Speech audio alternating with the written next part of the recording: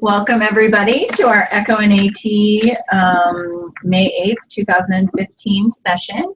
As I mentioned before, today is our last session of our 2014-2015 academic school year. So Chris, Victor, and Casey, and probably Laura will win the prize for the most attended Echo and AT session. We've had 33 total this year. I think we're just checking over 230 unduplicated participants, so that's neat stuff. We're also will be sending out a survey to everybody to look at. It's called a retrospective pre then post, because one of the key points of the ECHO model is rigorous evaluation of learner outcomes, and so we'll be sending that out later this week. And if everybody could please take, what do we think, Mary Jo, 15 to 20 minutes? At the most, I think. At the most, to complete the survey and give us some outcomes. This is really what we'll be using to see if we want to continue the project, right? So we think this is meeting people's needs because people are showing up every week, but we want to know how it's meeting people's needs and if we need to continue it or if we need to change topics, all of those pieces. This will give us an opportunity to receive some feedback. So especially those of you, I mean actually everybody, those of you who are new to ECHO, those of you who've been involved in the PLC, we really want to hear from you. So please complete that survey. I'll tell you that the little carrot is this has been approved for Wyoming PTSB and contact hour credit, and I will give you those contact hour certificates as soon as we have your completion of your survey. So a little bit of an incentive, but we ask you, to please fill out the survey in the benefit of improving the program. One other announcement before we do introductions is we are having a conference, a networking conference this summer in Laramie on August 9th and 10th. Registration is up, so if individuals want to go ahead and register, that is available on our website. I'll post that in the chat box while Wendy's doing her presentation. Additionally, if you can't attend or because of financial reasons, we do have a scholarship application. We have a small pot of money that we're going to use to support individuals attending. So if you can't attend or your district won't support you or your other administration won't support you, please go ahead and fill out that scholarship application. I believe we'll be accepting them until the middle part of June and then announcing recipients of that scholarship by July 1st. So any other announcements by anyone else but me? Well, as always, thank you for joining. We'll start with introductions. I'm Canyon Hardesty, the Coordinator of Community Education here at WIND and your ECHO and AT facilitator. Mary Ginsel, Occupational Therapist. Wendy Alameda, Assistive Technology Specialist and Project Coordinator for Water. Giselle Knopf, AT Associate. Tom, IT. Percy Regan, Speech Language Pathologist, Water. Connie Clements, Special Ed and TDI for Albany County School District number 1. Mary Jo Cooley Heidecker, Speech Language Pathologist, Audiologist, Division of Communication Disorders. Alicia Arce, AT Specialist for WIND. Great, and we normally have Barb Locke, who's our AT professional, who's located in Lander, but she's not on today, and Gail Bowser, I think everybody knows her, and she is in Ireland, so we can all be a little bit jealous that she's going on a 2 or 3 week vacation, but she's definitely, at least from our perspective, deserves the break from us. So we'll go ahead and get started. Let's start with Chris Victor. Hi, this is Chris Victor. I'm a speech language pathologist and I'm on the assistive technology team for Bighorn County School District number 1 in Burlington, Wyoming. Great. Katie?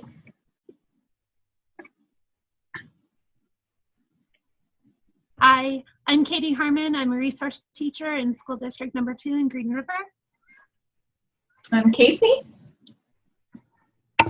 Casey Woodhelm, case manager and AT coordinator here in Fremont County School District number 1. And with me is Carrie Polson, case manager, and Karen Dayton, paraprofessional.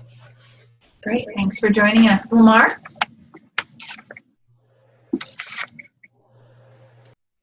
Hi, this is Lamar Scott in Rock Springs, Wyoming, with Sweetwater number 1, part of the Assistive Technology team.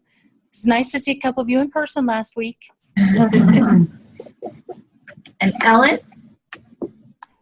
I am Ellen Holzman, speech pathologist for Fremont County School District 1. Laura? Hi, I'm Laura Ozias Townsend. I am a vision outreach consultant for the Wyoming Department of Education. And Ashley?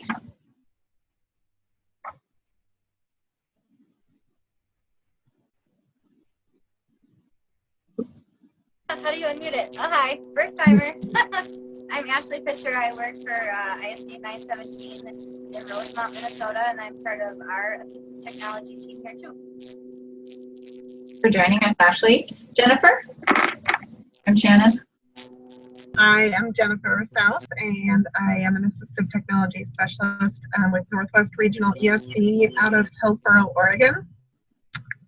I'm Shannon Henry. I'm assistive technology specialist, OT, with Northwest Regional ESD and working in Hillsboro School District right now. Mary. Hi, I'm Mary Peterson. I'm the Assistive Technology Specialist for ISD 917 in Rosemont, Minnesota. Kimberly. Barry. Hello, I'm Kimberly Berry. I'm from Oklahoma Able Tech. Great. Donna? Hi, Donna Shippen with the Wyoming Department of Education. I'm in the Powell Outreach Office. Great. The other Kim. Hi, I'm Kim. I'm AC Specialist and AT Consultant in Beaverton, Oregon. TJ?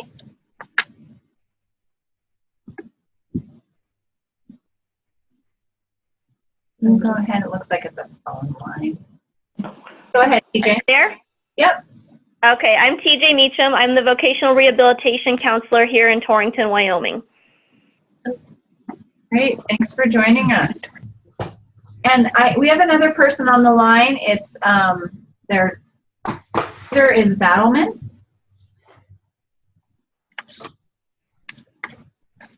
Will you go ahead and introduce yourself?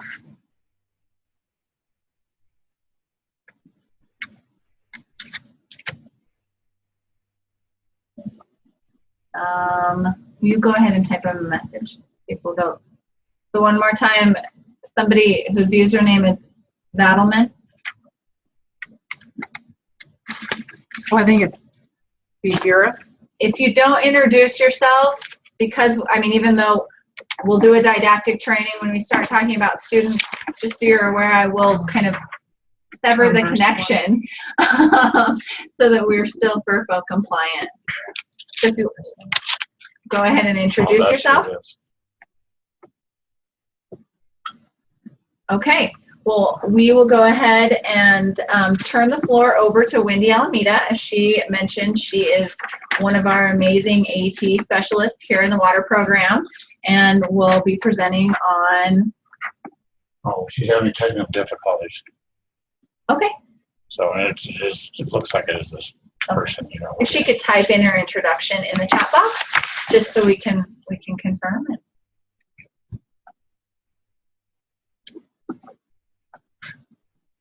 Okay, I'll turn my computer and the floor over to Wendy.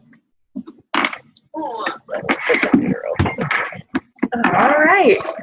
Well, this is kind of a perfect end to our ECHO sessions after we heard from Denise DeCoste and Daniel Cochran in the last 2 weeks.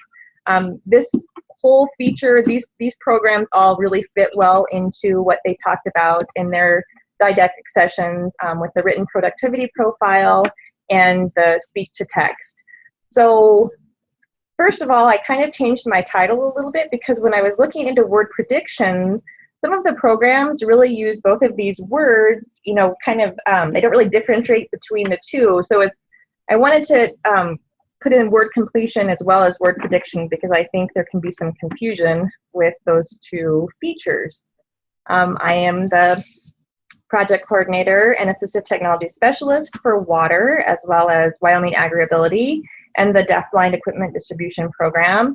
I have been a teacher in my past life. I've worked with all students birth to deaf, so I've taught in the elementary school, the middle high school, and a preschool as well, a developmental center. And so I have lots of experience. I'm also a parent of a child with some specific learning disabilities, which I will talk a little bit about today, and how these programs have impacted his education as well.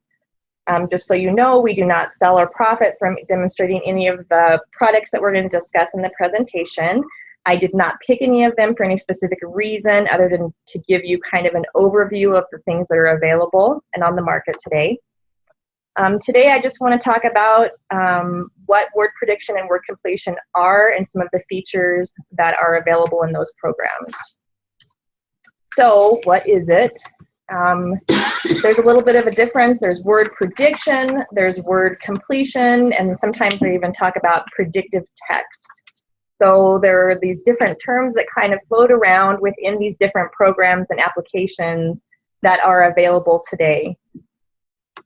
Some of you may remember T9. This is kind of where it all began for me, and when I actually realized that there is this thing that can help you finish words that you've started. So if you remember having one of those, I'm not even going to call it a smartphone because it was not a smartphone, but if you had a phone that had these keys and you tried to type in text messages, you probably at some point used T9 to help you facilitate that and make it a little bit more user-friendly.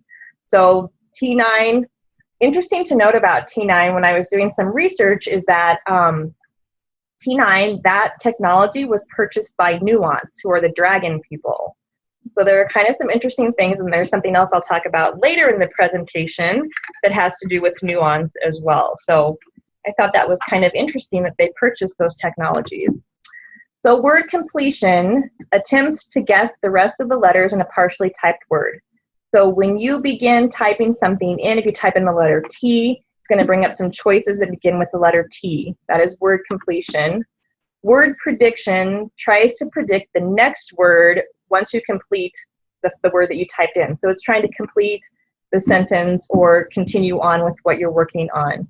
And that's where I think some of the confusion is that they lump kind of that word completion and that word prediction into those features that are described in some of those programs. And then there's the predictive text. Again, this is the input to technology that simplifies typing on a mobile device by suggesting words that the user may be trying to type into that text field. So when we talk about all of these things, we know that, who could benefit. Originally, word prediction was created for individuals with physical and motor disabilities. And it was to limit the number of keystrokes they had to use to complete a written presentation or something written down.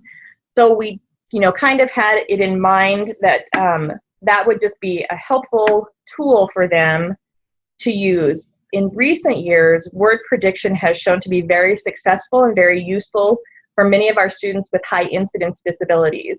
I can't even tell you how many phone calls that we get during the week with individuals asking us how to help their students that are having difficulties with writing. So word prediction is just yet another one of those tools that is available that we can recommend.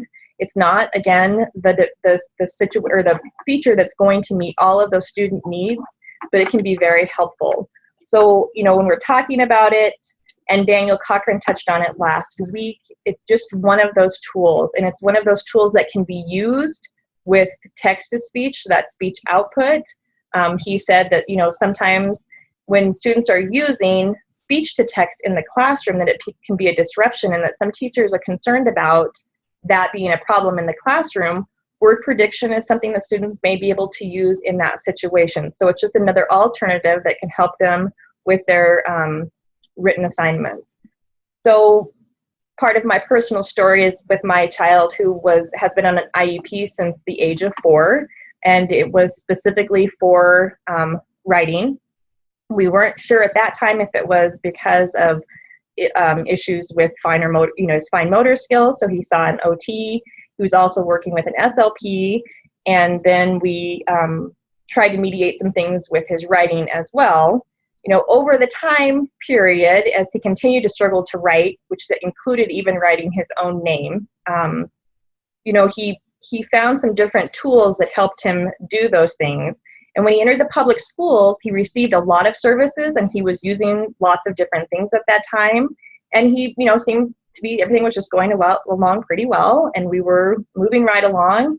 And then by the time that he entered about 3rd grade, and those writing demands increased, and he had a scribe that was documenting most of his thoughts and ideas and his information for him, is when he kind of decided that he wanted more independence. So we realized at that period, at that time, that we needed to come up with some different ways that we could give him that independence. We talked about keyboarding, as most of you know, and we talked about earlier in the year as well.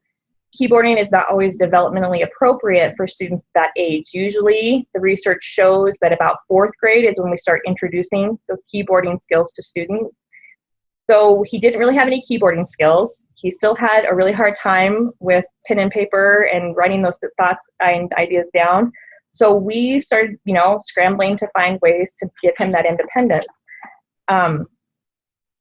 We worked through a lot of things, and it's been an ongoing process. He did use a computer to, help mediate some of those issues, but he was just really too young to understand all of those things. When the iPad became something that our school districts had, and we were using them more frequently, that's when he started to learn some of the different the features that were available that even his teachers and even myself didn't even know were available. And on his own kind of learned how to use some of these features. So, word prediction typically is not a program itself. It is part of, another robust program that is available. And, I just want to make sure that I stress that I'm not saying that word prediction is ever going to take away from instruction, that effective instruction is, just as important, teaching them to use written communication, but pairing that effective instruction with some of these technologies can be very helpful for those students. So there we go. So before I start talking about some of these specific programs, we always make sure that people are aware of, feature matching and looking at features that are available. This is a great guide that was created by Kelly Fauner and Scott Marfilius. This is just one page of that guide. And if you type in Scott Marfilius and Kelly Fauner feature match guide, you will find this resource on the internet. And it is extremely helpful. They created this in 2012. I'm going to guess that they will probably be updating it soon because some things have changed. Our operating systems have changed a little bit. We know that Chromebooks are something that are used very often in our school districts now.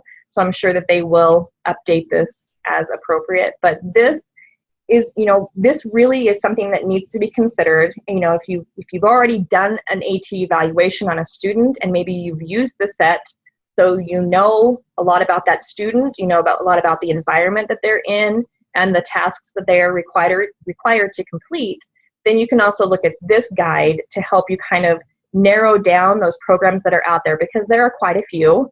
And this can just kind of help guide you in selecting something that's most appropriate for that student. So again, that's a great resource. Look, I got kind of creative because I knew I didn't want to do a boring PowerPoint and everybody fall asleep during my presentation. Again, the programs that I'm going to show you, I did not pick for any specific reason other than these are the ones that are most frequently used, the ones that are most frequently talked about. These are blurbs directly from the manufacturer's website. They're kind of like commercials, so you take it as you want. But when we, earlier in the year, we had a presentation by Neil Andrews from Crick, and he talked about some of the iPad apps that are available. We did Clicker Sentences, Clicker Docs, Clicker Books, and this is just another program that Crick has available called Write Online. If you look at my presentation, I kind of have some my little pictures up here. I did this not to be annoying, but to tell you the different ways that this product is available. So you can use it on a PC or a Mac, and there's also an iPad app that is available. So this program specifically is not available for Chromebooks yet, but I encourage everybody, if you're looking for different programs, maybe within your school or one particular child, to go onto these websites and really check out what they have available. Most of them have a free download for a certain number of days, so you can kind of experiment with them, and the child can use them and see what's going to work the best for them. But knowing that this program can be used on a variety of different devices is very helpful as well. So again, this is not all of the products by Crick. This is just some of the ones that specifically work with the word prediction. When you were looking at the feature matching, this would be another time maybe to have that checklist out with you. Does it have different dictionaries? Does it have topic dictionaries, which might be very helpful for students? Maybe you're looking specifically for the type of predicting that can do. Is it going to help them with if they're phonetically spelling, or all of these features that need to be considered? The next one is Co-Writer. And we personally do recommend and use a lot of these programs in the water lab. I will tell you that Co-Writer Universal, if you purchase that license, it integrates across your Google, so it's going to work on your Chromebook, it's going to work on your iPad, and it's also going to work on your desktop computer. So one license for Co-Writer Universal is going to cover all of those different devices. So if you can't work on your computer, you can pull it up on the iPad, or you can pull it up on the Chromebook. So I think that is a very important feature to highlight for the Co-Writer program. And again, Co-Writer and Don Johnston has spent a lot of time developing these word prediction programs, and they are pretty robust. The next one is WordQ. So if you look, they're all trying to, this is the new, now available in version 4. This one is available for the Chromebooks. They do have an iPad app, as well as program software for your PC or Mac. So this one is not universal like Don Johnston and the Co-Writer Universal. You do have to purchase those licenses or those apps separately to get them to work on those specific devices. This one's going to be really confusing and super annoying. If you see all of those icons, I had to put them all on there because you have to get Read and Write for the Mac, or Read and Write for your PC, or Read and Write for Google, or Read and Write Gold, or you can get the app from Text Help. So again, those are all separate purchases that you would have to make. So if you were looking into this specific program, or you like these features that are available from Read and Write, you would have to make sure that you were carefully selecting which device you wanted to run this program on. Again, I'm not saying one is better than the other. I just want you to be aware of all of the different things that are kind of involved with selecting these. They're not cheap. So making sure that you're making well-informed decisions when you're purchasing these programs and apps is important. The other thing that I wanted to talk about, because it's available on word prediction, if you have a smartphone, you may notice that you do have word prediction on your phones, or you do have that option to turn it on or off. And there are some really robust apps out there as well. Abilipad is probably one of my favorite apps, and I love it because it's so customizable. You could create a keyboard for a student that includes word prediction depending on their specific needs. So the one in the picture here is color-coded. It's got the alphabet, so it's kind of arranged depending on that student's needs. Then you can change it to depending on if you can scaffold these kinds of supports and change the keyboard up a little bit if you need to. A lot of students, a QWERTY keyboard is very confusing for them, and maybe if they did have a different way of locating those letters and then helping them with those word selections would be easier. Daniel Cochran talked about the fact that word prediction with speech output is a much more robust features that are available in combination provides much more success for students. So you can do that with the AbiliPad app. And again, you can change this keyboard completely. You could have, you know, maybe just certain keys up there, but this is a great app that's totally customizable. The other one that's interesting is the swipe keyboard, and I don't know how many of you have tried a swipe keyboard, but for those students that maybe don't have the ability to pick up their finger and place it down each time, you can literally just lay your finger on that keyboard and swipe the word out. The swipe technology was also purchased by Nuance, which is very interesting to me. So they purchased the T9 technology when that was a big product, and now they've purchased the swipe keyboard. And if you go on their website and you look at the information that they have available, it's a little bit exciting because I'm not sure exactly where they're going with this technology, but I think that it will look different maybe in the next couple of years. The thing about the swipe keyboard that I also find interesting is that it's not, you have to swipe the entire word before that list of words comes up at the top. So it's not when you type in the letter M, so it doesn't really know where you're going. You have to really put that, you swipe across the keyboard, and then it's going to bring up those choices for you to choose from.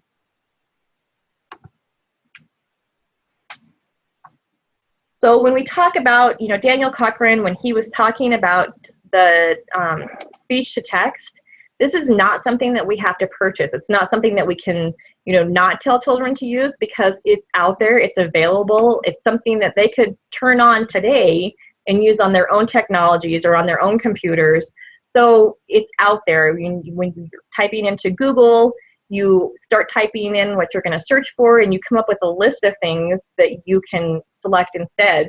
It comes free on our phones now. So this is a technology that's already available, and most of them have already probably experienced in one way or another. But it's just another tool that could assist in some of their writing situations. So definitely want to talk about the pros and cons of word prediction. When we're looking at the pros, you know, there's a significant savings in effort when using prediction technology, may reduce the keystrokes by 50%, can alleviate barriers and reduce anxiety in the mechanics process and improve motivation for writing. Proofreading is easier because text is more legible. That was one of my child's, that was one of the most difficult things that we faced with him. His handwriting was, you know, nobody could read it, including himself. So if he did write a rough draft for something, typically none of us could understand what he had written down, which was frustrating for him because he was trying to record some of his ideas, and sometimes he wasn't able to go back and remember what he had written down. So even if it's not a complete sentence or a complete thought, at least there are some words that could kind of jog his memory when he was using word prediction. Spellings and mechanics can be de-emphasized and moved to the end of the writing process. They can get their ideas down first, and then you can go back and, you know, kind of look at those different areas that need to be addressed. The potential to increase user attention span, improve self-esteem, and increase ability to write more independently works for some students. And the special features designed with disabilities in mind often promote enhanced writing for all students. So this is a perfect example of UDL because it was something designed initially for individuals with motor impairments, but really is just great technology for all students. The cons and some of the things that may work against some students is that they have to look away from their document to scan the prediction list that comes up. So they have to stop what they're doing, look over, look at the list, and then select the word that they may want. Different keyboards put the word prediction text in different places. So that may be a feature that you want to consider when you're looking at the different programs that are available. Incorrect suggestions can cause added confusion or frustration for some students. And some students may only look at the top predictions on the top of the list and ignore the ones that are below.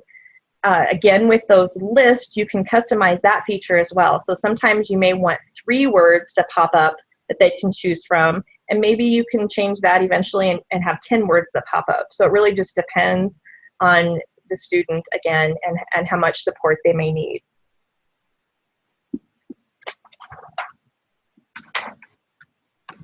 So again, Daniel Cochran, I didn't want to steal his thunder, but last week when he brought up the tool belt, I said, oh, darn it, because I was going to use a toolbox in my presentation, and I don't want to look like I'm copying him.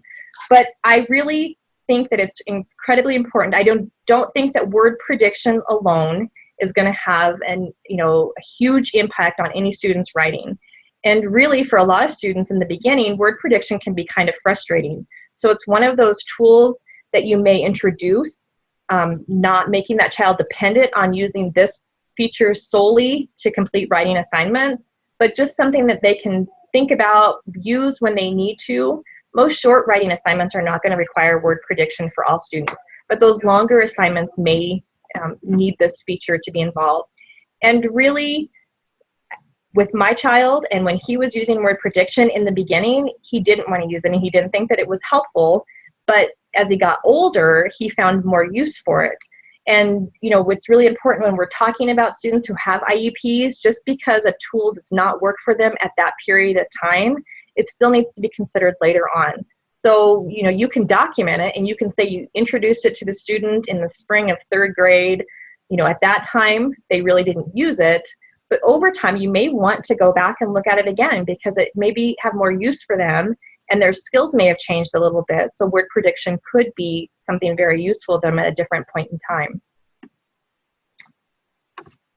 time. Research, there isn't a lot of research documented about students with high incidence disabilities using word prediction. Most of the research that's currently out there is for students who have the physical and motor disabilities and not those students that just have difficulties with writing their thoughts down on paper.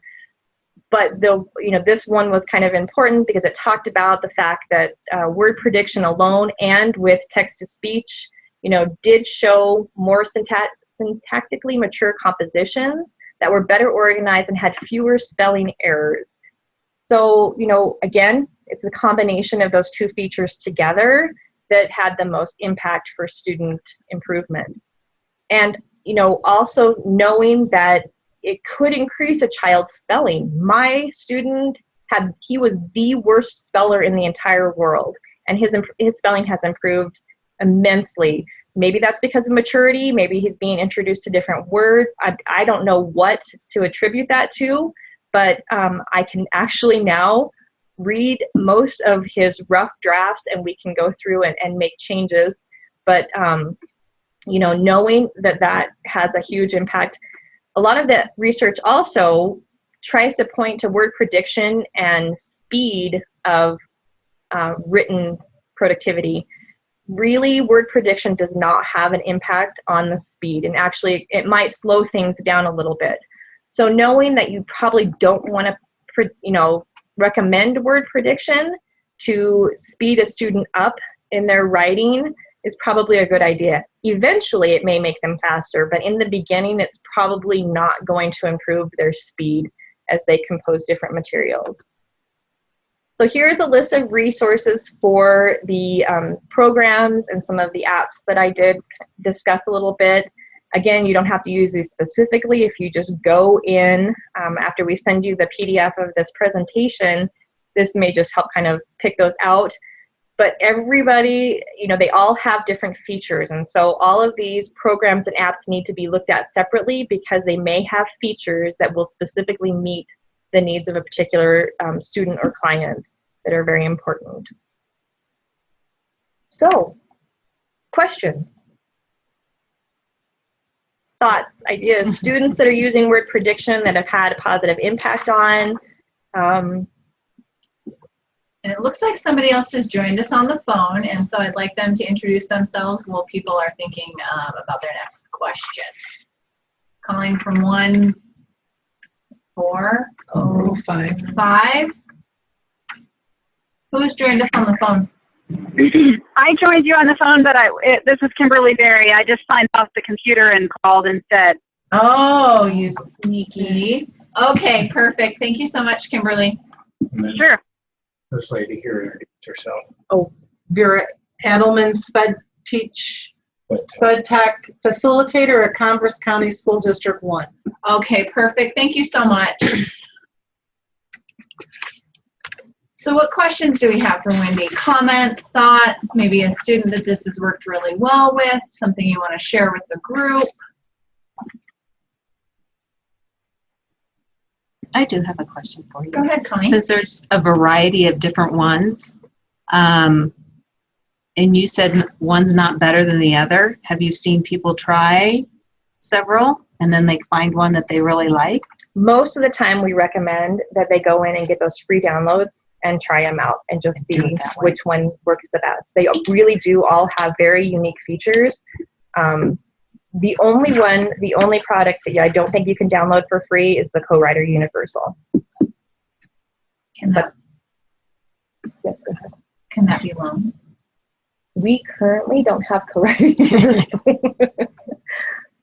But it is a very robust program, and they've done a ton of research, and there are lots of different, when you look at that feature matching sheet and you look at all of the different things that you need to consider when you're picking one, they talk about like bigram and trigram and, all of the ways that they predict words and, if they become more receptive to the way that certain students type things in. So they're very unique.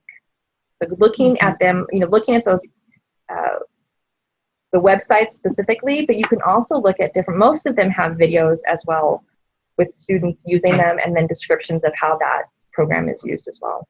Okay. Casey's got a hand raised. Go ahead, Kate.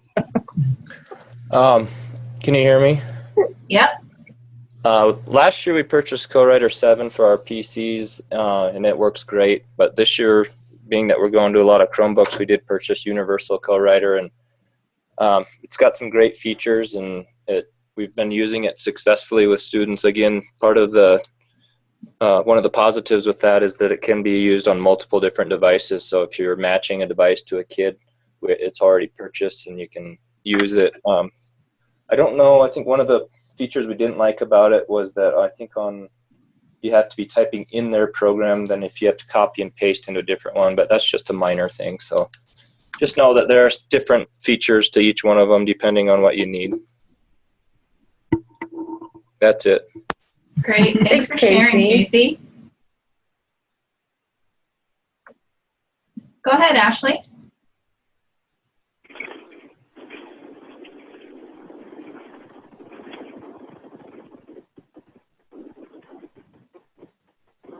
Okay, I will get this sometime. So I have Co-Writer on my student computer in my classroom, and so you're saying that I can also have it on my 3 iPads because I already have a license? If you have the Co-Writer Universal, which is different than Co-Writer 7. Okay. I don't know if there's a way that you can upgrade from Co-Writer 7 to the Universal, but if you have the Co-Writer Universal, then there's just one kind of passcode that you have to type in for all of those different devices. I will ask our IT people. Thank you. Sure. There's something from Scott here. Lamar, we see that you've typed something in there. If you'll go ahead and unmute and ask your question, that'd be great. Okay, and I don't know if it's really a question or if it's more of a comment, but we have had some pushback from both parents and teachers saying, well, I don't want my kid to use that because I want them to learn to spell, or I want them to, they have to learn how to do it this way. And so they kind of resist the word prediction as cheating, but the kids seem to really like it. And we do have a district license for the Co-Writer.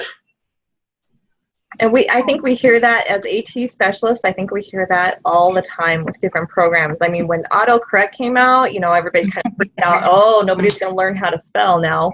Well, guess what? Actually, if a student can go in and edit their own work because they're using autocorrect or they're using some of these different features, you're teaching them a skill that's going to last them a lifetime.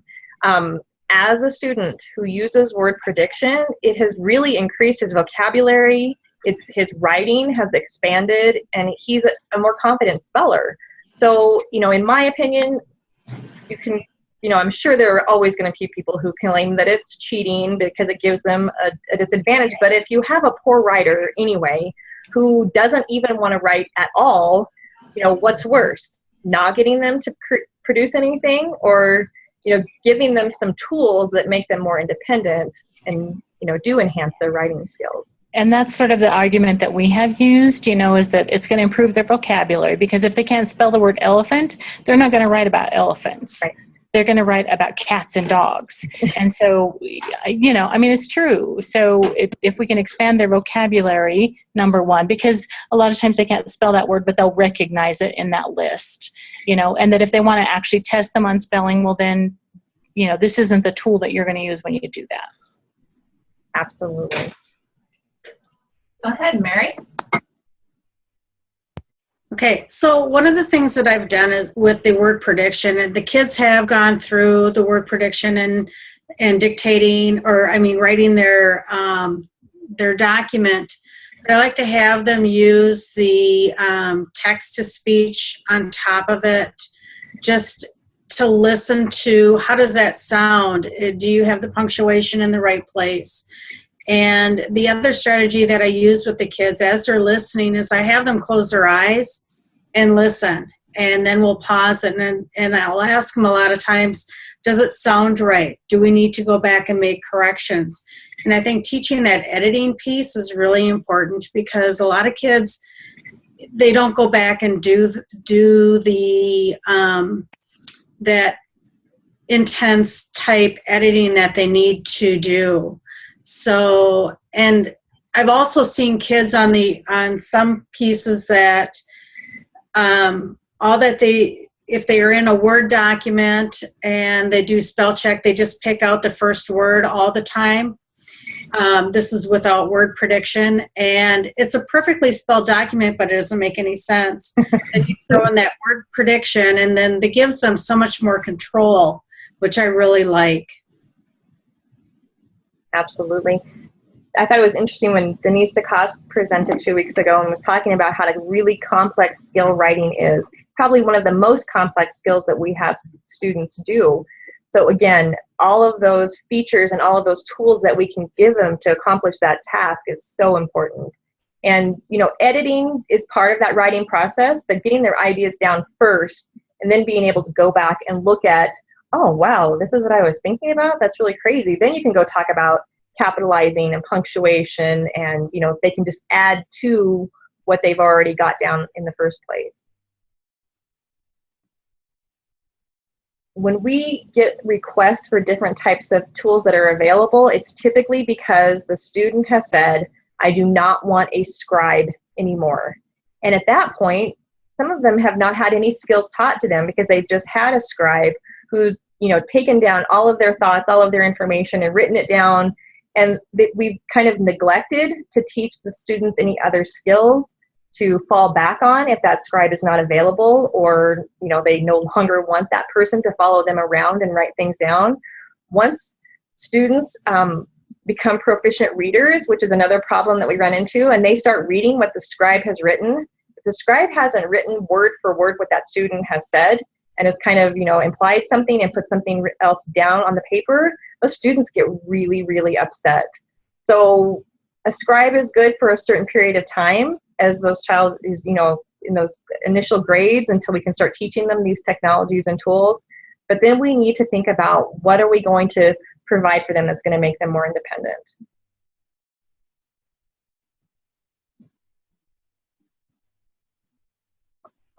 Great. Other thoughts, suggestions, things that you guys have used in your own districts that have worked that you'd like to share with the group?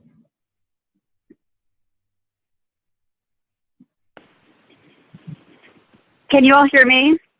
Yeah, go ahead. Okay, I was just going to say, earlier you were talking about some of the Don Johnston products, the Co-Writer Universal.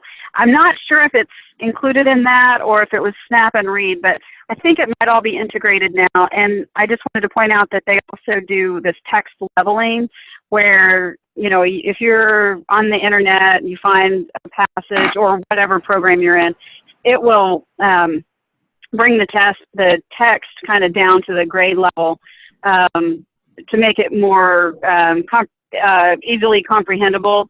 If it's a student who's not, reading at the grade level. So that would be another reason you might want to go with that. It's got some of those different tools included with the word prediction. I just wanted to point that out. It seems like a kind of a neat feature that could benefit kids who have these high incidence disabilities.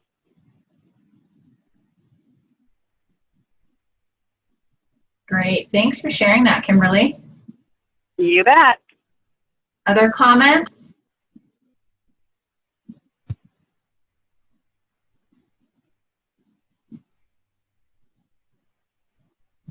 Anybody else here in the room? Well, that was great. That was like a great synthesis of information. Wendy, that was perfect. Does anybody have any other comments they want to share, given that this is our last ECHO sessions, about the process, about things we can do to improve for next year? As I said, we are going to be sending out a survey later on in the week that we would like everybody to go ahead and complete. It gives us similar outcomes. We will start back up our ECHO sessions in September. Yeah, run them September through May. Some time during the ECHO conference will be spent looking at the training calendar. We will probably pre-populate September, October, and probably November, but we would love specific input. And we know that you guys have so much experience, right? Mary's talking about all the great work she's doing, and Casey, the work that he's doing. If there are things that you really would like to present on, and we want to hear that information too. Let us know, what other presentations you have available, topics you'd like to share with the group next year. We've brought in national speakers and utilized our local water staff this year, but definitely next year. New faces, new voices is always a good thing. Any other comments before we end for the year?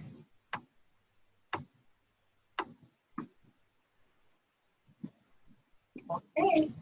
Well, enjoy the rest of your school year and have a great summer, and hopefully we'll see most of you guys at the ECHO conference on August 10th. Bye.